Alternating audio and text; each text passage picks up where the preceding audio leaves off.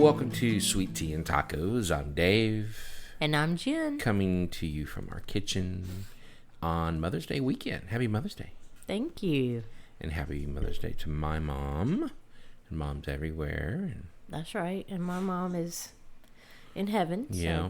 So we always are a little sad on Mother's Day. Yeah. But, you know, it's all right. So we thought, I'm talking a lot of different aspects for episodes. We thought, what about those foods you grew up with that your mom made? Because you hear a lot of times at Mother's Day, people are reminiscing about home-cooked meals. Yeah. So what are some things that our moms made that we just really remember? Of course, we also both grew up in the 70s, so that's right. A big, 70s food kind of connection. And this goes back to kind of the whole premise behind the podcast is, the different backgrounds that we brought together when we got married. Right, with you being from Southern California right. and me being from the Deep South. Right. But yeah, we did grow up, miles and miles apart, but yet we're about a month apart in age, right. And so we grew up very much in the same era. Yep. And that 70s era, you got 70s food. Yeah. Casseroles are kind of one of the things you think about. That's our dog that's in the one background drinking terriers. water. So yeah, the casserole, the dreaded casserole. Oh yeah. What are some others? You got the casseroles, you got 70s. What are some other 70s food?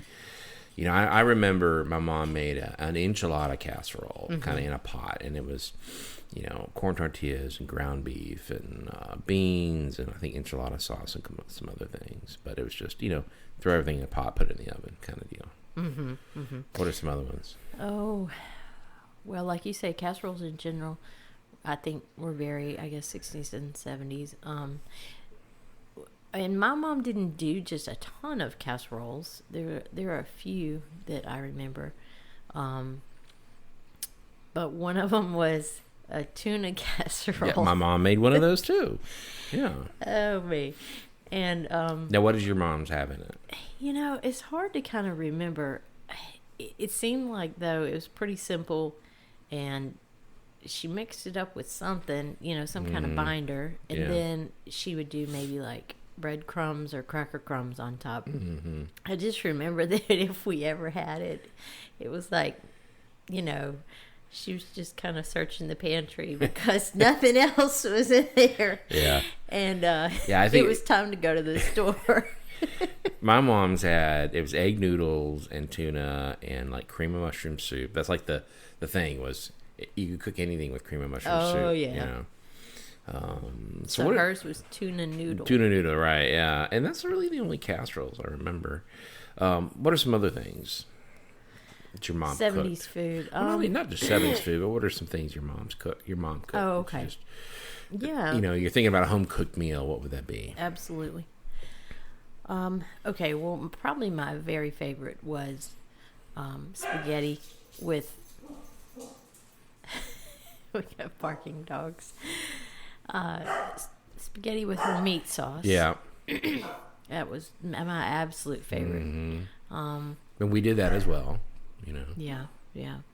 But it wasn't, it wasn't from a jar or anything. It was from scratch. I'm not going to say we had some right, but she just didn't open real a jar. Authentic Italian recipe because right. we don't have Italian roots. But yeah, it wasn't just some old supermarket jar sauce. Right. Yeah. And definitely had a bay leaf in there. Yep, it definitely had a bay leaf. I think we did spaghetti and meat sauce, and one of the ones I remember a lot when my mom would do would be Italian sausage and rigatoni. It was like one of those favorites of mine, and sauce, So. Yeah. Let's see. My mom had a chicken pie, but she had some health issues. It's a little bit hard for her to physically do some cooking. And that helped you get into cooking. It did. I was kind of the sous chef in our home growing up. But like she had a chicken pie that I loved, but it was kind of a shortcut chicken pie because she wasn't trying to make dough from scratch and things like that. She would take prefab, like frozen pie crust, and then just kind of cut it into strips, and then put that on top, usually kind of in a lattice pattern. So things like that. She, had to do some shortcuts just because of her health. But let's see, what else were some of my favorites? I mean, I remember just kind of everyday food like baked chicken breasts that she would do in the oven. Yeah, so we did our version because we had some land, and we actually, being in California, it was kind of weird, but we had rabbits and chickens and goats and ducks and a big garden and everything. So I was asking my mom, I said, so do we eat a lot of baked chicken? She's like, well, we really ate a lot of baked rabbit instead. So yeah, so that was the same thing. It was just rabbit. Yeah. And pork chops. I remember pork chops, baked in the oven. They were the kind that had the bone on. I loved those. They were just always so good. Yeah, we did those more when we moved back here. I remember with the cream of mushroom soup. Yeah. Oh, a funny story about the rabbit. One time we went to a PTA thing, and I was some kind of chicken soup or stew or something in a pot, and my mom said, "Don't tell them it's rabbit." So I think they'll notice. It's a very different sized leg there. Well, I don't know if I've ever eaten rabbit. Excuse me, rabbit. So yeah, and for me, we had a lot of stuff from Southern California. Enchiladas was one of my favorite. My mom would make chili rellenos, which is kind of a high. It was a lot of cooking for that. It's an involved thing. Yeah. But we do that the enchilada casserole. We do just a Spanish rice and shredded beef tacos. We never did ground beef tacos. Right. And then Let's see. What else did my mom do? the bordelaise. Oh yeah. That was probably. And that's one of those things we still cook. Yeah. So my mom got this recipe. Now, she grew up in Mississippi, but not too far from New Orleans, and had a lot of family that lived in New Orleans, and it was just an influence. Like they went to New Orleans all the time. Right. They would eat out at nice restaurants and things. So she was very familiar with this dish. And then at one point on TV, on some little, kind of chit-chatty program in the 70s that they had on our local TV news station, they gave out recipes, and there was a recipe for bordelaise. And so she sent in for it. You had to do your little self-addressed stamped envelope. I They'd remember send you that. back a recipe. Mm-hmm. And it was for bordelaise. And it's basically, you do a pasta, angel hair or vermicelli, spaghetti, something like that. And then it's this sauce is just fabulous. It's olive oil and butter and lots of cloves of garlic. Yes. What can be bad about that? You can put that on cardboard and it'd be great. But that was and then you finish it out with some Parmesan. One of my favorites. Yeah, Parmesan and herbs. Yeah. But with the New Orleans and the Southern influence, you guys did red beans and rice. I remember you telling me that. Lots of red beans and rice. Kind of a quick version, but yeah. And then there's, and lots of rice in general. And we've talked about this. We didn't do a lot of rice. Y'all had a lot of potatoes. We had we grew potatoes in the garden. Mm-hmm. And we, this is just kind of a deep South thing. I mean, Mississippi and Louisiana, Alabama, some of those states are very much big rice growing states. And I mean, you think of South Carolina as well as one of those. But yeah, we tended to have a lot more rice than any potatoes. Yeah, like I said, the only really rice dish I remember is that Spanish rice that my mom would make from scratch. But and then we did this recently, kind of a similar version of it, kind of a beef stroganoff your mom would make. This to me was a real 70s thing, how she did it. So she would take the ground beef and then add cream of mushroom soup. Mm-hmm. And then there were these little puff pastry shell things that you could buy at the grocery store. Mm-hmm. And when they cooked, it puffed up like into this kind of cup shape. And she would then take that mixture and put it down in there. And that's how she served it. Yeah, and that's voulevant. I don't know if I'm pronouncing it, but that's what they are. Okay. Okay. But you can make them from scratch. I tried that recently. They didn't turn out so well. But we did. We had a big garden, and we had the rabbits and the chickens and the ducks and all that rigmarole. And so we had a lot of vegetables from the garden. Mm-hmm. My dad cooked a lot too, but my mom would zucchinis. That was huge. We had like this. We had so much zucchini bread, zucchini muffins, zucchini pickles, zucchini relish. I remember one time I was trying to give it away, and then sometimes they'd gotten too big, and they were the big honking ones. And I had it a wagon, and I was going around the neighborhood and trying to give away zucchini, and people would see me coming and not. I said, "I know you're there." They didn't want any more zucchini from us. But we'd put away tomatoes. She would can, we'd do zucchini boats, the little stuffed zucchini, and stuffed bell peppers. We grew bell peppers and potatoes and Brussels sprouts, and we had artichokes and avocados coming out our ear. My grandfather. And that's a huge thing about California in general, right? Yeah. Just the availability of avocados. You had and then you come back here and they're so expensive, and it just makes me cry.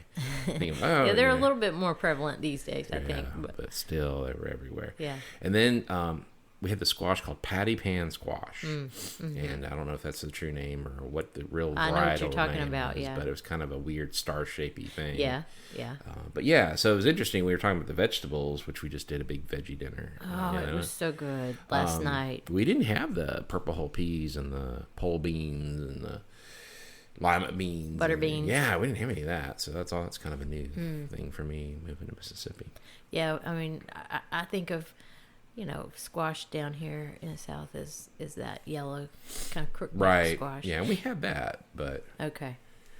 We had zucchini and that and everything. So what are some other things that we do? Some of the things you grew up in. I've done the enchiladas a few times. Yeah, and that's really good. Yeah, we've done stir fry. My dad would do stir fry. Yeah, and I remembered that too. I don't know, maybe it was just kind of a thing that was, started to be real available in the supermarkets. But it was these frozen bags of like a stir fry mix, and that was something that we did a lot of Sundays after church because it was real kind of just quick and easy. And so we would pull out the electric skillet.